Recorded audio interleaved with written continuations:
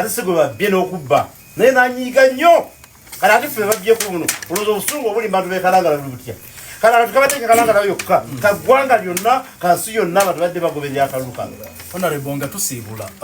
way forward. Alright, breaking news wetugerera sawa zineno Aida Nabayiga amaze okubeera nga wangula kalulu kawaliri ekalangala ngono mubaka wa NRM omukulu inspector okalabi abalabi fe ndoza omukulu nanjagadde aterezemu ku statement ye omukulu Aida Nabayiga wandigambye nti omukulu Aida Nabayiga amaze okubanga alangirirwa nga Omani MP wa Kalangala district.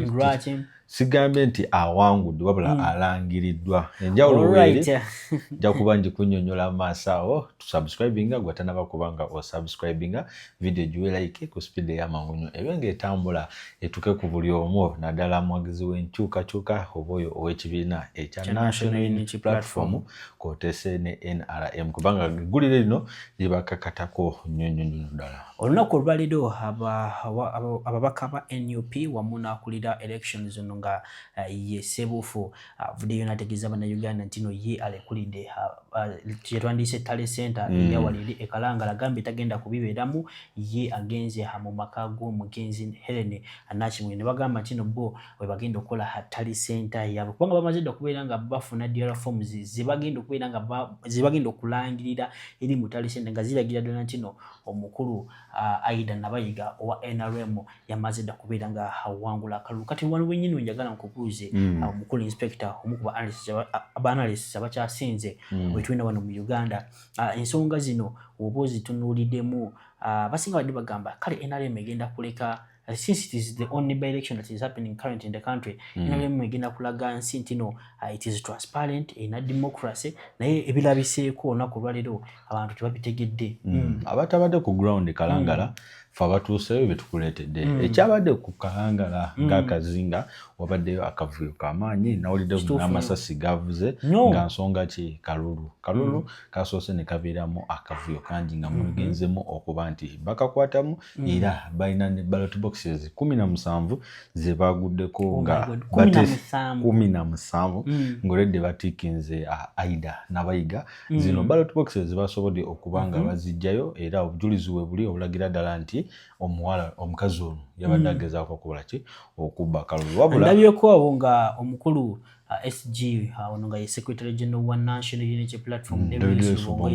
ng'ebyedde lakwata ku mutwe nagamba banange bino byennyini ebya happening wali Kampala mu kalulu kange kyolina okumanya olwaleero bibadde live nnyo nga kirabikira ddala kyeragira ddala mu lwatu nti embeera eriwo yakubba kalulu oba zimu ku nsonga lwaki omukulu Joel Sinyonyi tibakoze baganywa babadde tebaagala atuukeyo olw'ensonga nti yenga ye tukimanyi nti Joel Sinyonyi professional lawyer alina bachelors in law kitegeeza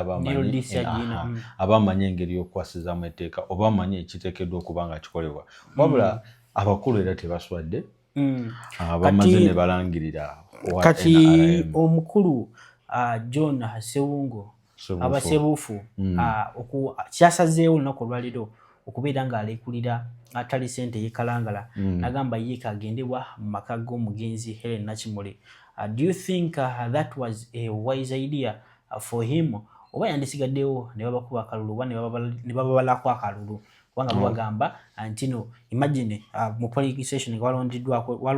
abantu abalonzeewo nga bali 50 naye ne wavaawo bululu 205 naye nga balonze bali mega bali 5 nga wa NUP awangudde 5 naye oli akuba yafunye 2 bongerako meka 0 nizibeera 2 how do you see that okutwaliza wamu omukulu aletedde ddala bwino alagira ddala nti abakulu DR forms basobodde okubanga bazikyusa sinakindi bayinza okuba baleesolode ezikoze eki eziwedde nga tebazikoledde awo agamba nti ne ku polling stations ezimu ba presiding officer kyabayitiriddeko ne basalawo okubanga bakola ki balekulira emirimu gyabwe ne bavaawo peero kati nalabyeko awo mu video nga wali omusajja omukulu akulidde emyaka yagenze ku box n'agikwata mulundi gumu n'ayingirizamu ebipapula abasikala tebamukubina miggo wabula bamukutenga omukungu ne bamugjawo nkugambye ku polling stations webadde sitegedde bulungi kazinga naye presiding officer presiding officer alinga representative wa byabakama polling station yasalawo oba yabamanyi ngeri akalulu kalina okola ki okuba katambulamu atuse okuvaawo ngalaba kimuyitiriddeko ng'abakulu baleeta ballot papers already entiking nga tebazisuula mu ki nga yakulira naye nga tenga wasaidi yene nabivaako neda sinti wasaidi yeri kyemmanyi naye mutuuze wakalangala era yagala nkyukakyuka oba yagala kalangala ennungi fena tukimanyi kalangala ennungi ebadde eyimiridde ku Nampala Irene naye engeri gye basobodde okubanga bamuwandula mu kalulu akajweteke oba akalulu aka AI oba akakwatemu kumpira AI kubanga AI yageneratinze her results ubaleetedde DR forms nga ziraga nti abantu ku polling station balina kubeerako bantu 5 oleeta oti akazinga nga kalangala kasobola okuweza abantu omutwalo mulamba kweri. Oh my God, this is so ashaming for this government and Honorable Solomita Justice Byabakama. This portrays a wrong image of the electoral committee for this government. Era tetumanyi kumanya kicho gendo gamba abana Uganda abato emijiji emito ejiri eyo jigeno kwiranga jiraba oba jigeno kwiranga jisomba ku this history kuba bino ebintu bijja kubeerawo bijja kuddawo era this is a part of history era bajja kuba basoma this guy in 2026 kamega te abana bakabali mu 2050 bakina gamba in 2026 there was a guy who was one of the people who played a very big role for the for the remaining for the of the cleansing of democracy okutwaliza wamu nga bagamba Justice Byabakama. He was one of those key players for President Yoweri Kaguta Museveni, which would not be good for your side over history y'abaana bo. Wano njagala n'okusabira omulabi waffe gutuwe endowooza yo mu comment section awo kiki ky'olowooza naddala ku ngeri gye kiri nti abakulu basobodde okubanga balangirira Aida Nakayiga nga woman MP wa Kalangala district. Gwe kituufu ki ky'olowooza? Olowooza Irene Nampala yabadde asaanidde oba yawangudde oba ekituufu kiri nti Aida yalidde akalulu? Alright, John Sebufu uno amusikimu muwulirize ye yagambye atsigenda kubeera ku Tale Center kanginde ew'omugenzi Nakimuli Helen bwengenda okufuna amawulire amafu wa mawulire getumanyi bamanyi antino NRM yegenda okuwangula. Sokolabe ng'omulabi waffe otubulebeze mu comment section. Kati bangambe tuteekemu kuno ekibuuzo nga Wahabu akubuuza. Ekibuuzo kyonna. Naye kati mutuuzeewa kubanga bangambye abeereko kumpi naawe.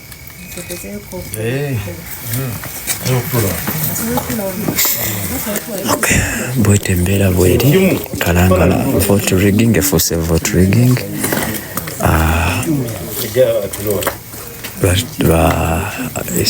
NUPEC esaze okwekandaga efulumya Tale Center ku lw'embeera eriwo. Akalulu kafuuse kalulu obubbi bufuuse obubbi.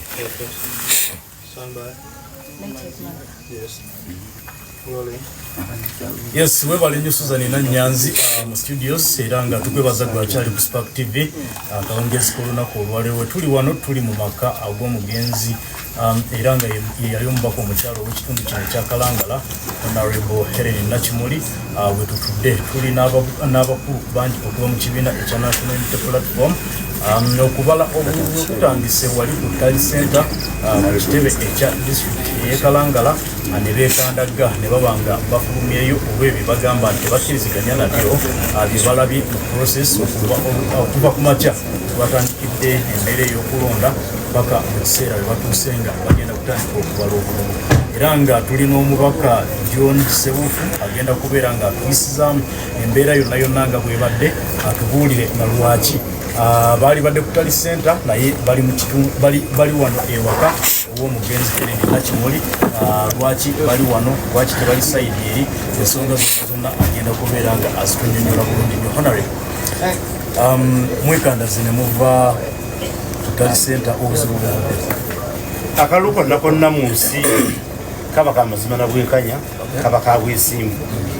twakkanyiza ne mwami y'Abakama kyamani wakakiiko ebyokulonda olunaku lw'eggulu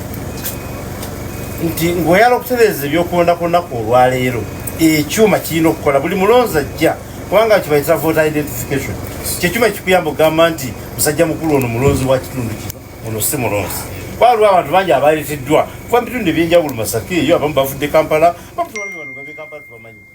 naddala abadde bava ku kibooko ebivuka byawali mu Kisenyi mu Kampala ebimu tubimanyi kakati ekyuma ekyo twakkanyiza nga kirina okukola okuva ku ssaawa emu paka ssaawa 10 naye buli akalulu bwojja gwe omulonzi nga bagenda okukakwamala kasikaani nga kateeka mu kyuma ekyo tiga nti ekyuma kikawandiise mwekali mu data era bwe tuddamu okugenda olweggulu okubala tuddamu tusikaani nga tukakasa nti obuli 12 bwe twalonze tubusikaaninga era bwe bulimu naye kibaddewo olwaleero ate guno kola tukubangawo kubanga bazze ku mmeeza buli najjawo akatabo n'akatwala naye n'akatiikinga ate n'akakomyawo era n'akatiikamu nkugambye police station yemu ne presiding officer bimutabudde n'anyiiga n'akalindo kyakisusa n'ayagala okukwata kamera nnyonnyole ekibaddewo nannyole bakama be naye nnyini atwaliddwa naggibwawo so akavuyo akabaddewo nga buli polling station gye bamanyi nti basobola kugiwangula kubanga eno kulukala tulinayo obuwagizi bungi nnyo nga national platform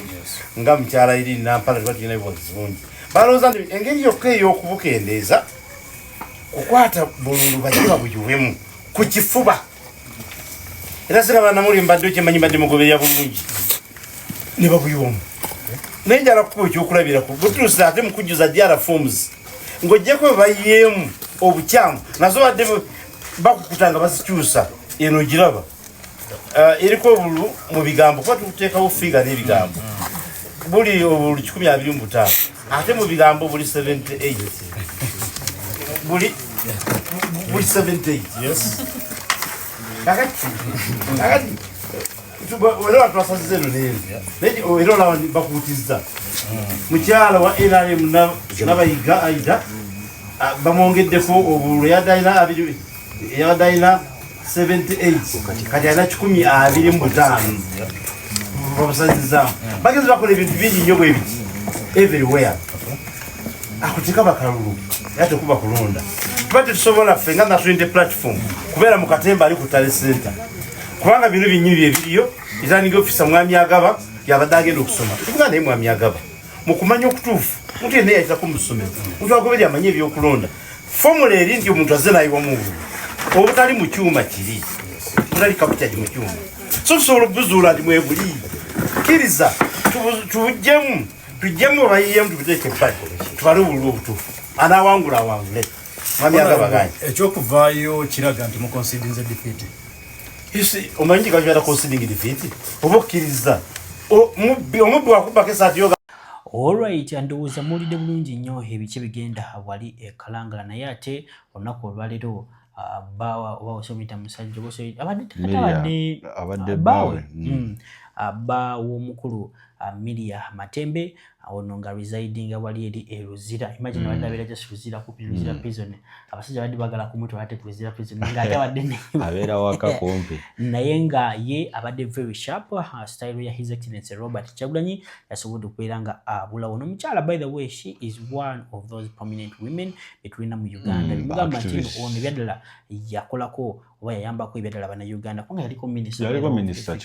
something yeah, which shows that she has served this country. Atagenda okwogera kimanyi nga alina experience amanyi bayogerako we batuke kuwa kufula ministry byaddala olina okuba nga oli mugezi nga bw'okiwulira ate n'ekirala omusajja ono agenda kunyumiza oba agenda kunyola engeri gye bayingiddemu ennyumba yani ya Miria Matembe wali Luzira. Otubulire, was it the right way for General Muhoozi Kainerugaba to approach this woman? Kubanga ye byaddala muyisamu eggaali n'eggaali gyeyayisamu yali mbi yali ntuufu okutwaliza wamuno ebyaddala obunkenge bwe bweyongeredde ddala naddala mu maka g'omukyalo ono Miria Matembe abasajja yakyali mu Uganda yakyalimu kuba kati kyemanyi essaawa eno tayinza nakudda waka abasajja bamunoonyeza ddala omanyi omuntu okujja ng'akunoonya wabula nga talina arrest warrant oba search warrant. Arrest warrant kanti nnyonnyolemuko eri omulabe waffe ye document oba reference letter eraga nti Eva mu evudde mu kooti oba ku poliisi neyaga nti okwatiddwa oba oli mukwate naye engeri bano gye bazzeemu kiragira ddala nti tebaabadde nakye Bavudde ku ddayi ya mukulu. kati ekyo kibaali kiraga nti babakubanga bamukutte tomanya yandisibidde mu basement kubanga ekiri ne bakazi babatwala mu basement nga lwaki nedda ate anaba mu interrogating mama Charlotte bulabisajja tebalina kisa Mama Charlotte omuyekera atasobola kuba mukazi oba musajja asitaba nga muyekera bakutwitinga kyekimu ate bo bana baami bakuconsideringa I strongly believe in change, and change is change. Tosobola gana change. We all deserve change. The ndowooza Mama Charlotte, she can do better. And I know she can change her amuhozi Ken Rugaba since she's a woman. Ate abakazi beddala amaanyi bo balina nago. Engeri y'ekintu General Muhozi abeka omukwano gwali gumusiri ndozujjukira bulungi nnyo. Ate n'ekirala nyongera obajjukiza bw'atana subscribing akadde kajja personalize okateeke all so that latest updates nga zino birengo zifuna mu budde. So kollize bawo omukulu media mitembe nga kunyumiza engeri bawe engeri mukyala we gye badde baagala okubeera nga bakola ki bamutwalamu naye engeri gya ngijagobera nnyo His Excellency Robert Kyagulanyi mu Robert Doba style naye yasobodde okubeera nga asimatuka ba SFC Elias Lukwago talaba bukira butambibwa His Excellency Robert Kyagulanyi. Elias Lukwago yali alina press conference call nga bana mawulire bali bweru badde bagamba nti njagala His Excellency abeera ne intelligence mu abeera ne zikamera Lukwago byali bizibu muko bagamba n'abana mawulire abaali bazoomukolako interview mwali mu SFC ate era yali alina waayitira era yakuba akasimu ng'agezaako okola okwogera obakawo obusemba musooke mulabe ate na subscribing nawe ayagala okulanga naffe namba zaffe kweziri awo business yo leka tugikutambulize mu maaso tusobole okuba nga tukwongerako ku bakasitoma enamba weziri awo ango December 373 amulabe tumayitu yongere omukazi nayingira through main door balcony and facing outside kakati nindaba abantu ne bayingira naddala abakyala abo babiri nimbabuuza mwagala ki ne bansirika ne bayitawo ne bagenda side ya ne badda mu korido yaffe yino wano ne badda mu korido yaffe wano kati wano ne bagenda eno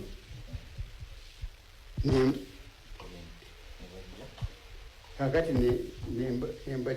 nembadde amabega nenzijja nenyimirira wano. This is the side of my bedroom, master bedroom. Kagamba ne bayingira omu yayingidde omu nayimirira awo makati oli nayingira n'atunula eno n'atunula eri nadda side ya bathroom ne study. Kakati awo nimbabuuza ddala mwagala ki ne bansirika tebambuulidde ekintu kyonna. Kaningamba nti kakati bwe mba tumumbuulidde munaafuna ki kubanga nandi bayambye kyemwagala. Ne balaba awo ne batunula nga tebalina kye balaba. Ogenda okulaba nze nembaviira nenvaayo nenzira mu kolido nenzira eri mu sitting room gye naabadde naye nabo ne bavaayo ne bansanga awo ne bafuluma bweru. Teri kirala, teri room gye baaziza nti bagezezaako okucekinga kulaba ki? Teri room endala gye bagezezaako okuyingira okuggyako master bedroom. Kati kirala we wabweru wabaddewo ki? Baani ababadde waddewo abajaasi oba? Wabweru side ya entry wabaddewo emmotoka zino zibayitanga kamunye naye drone pulira bagiyita drone. Kakati abadde parking awo mu parking nga tewabaddemu bantu balala okuggyako abakyala abo babiri n'omusajja omu omuwanvu abadde bweru naye teyabadde mu uniform n'abajaasi babiri nga balina emundu. Abambadde batya? Nga abambadde ebyamagye oba ebya polisi? Abo ababiri babadde bambadde ebyamagye nga balina mask bukookolo kakati awo nebinsobera mbabuuza mwagala ki tebaddamu kati bamaze ng'eddakiika meka wano mu maka ago nga batunula wano nga bamuvinga up and down zibadde wakati w'eddakiika 5-7 kati gwe olinamu okweraliikirira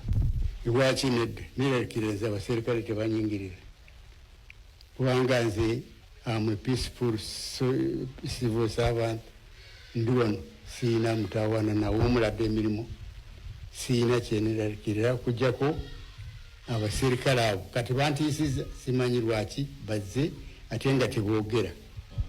madamu kaseera ako bwe wajjidde wano yabaddewo madamu teyabaddewo yafulumya essaawa nga 3:30 n'agenda kakati ndowooza simanyi babadde banoonya ye oba tebambuuziza kintu kyonna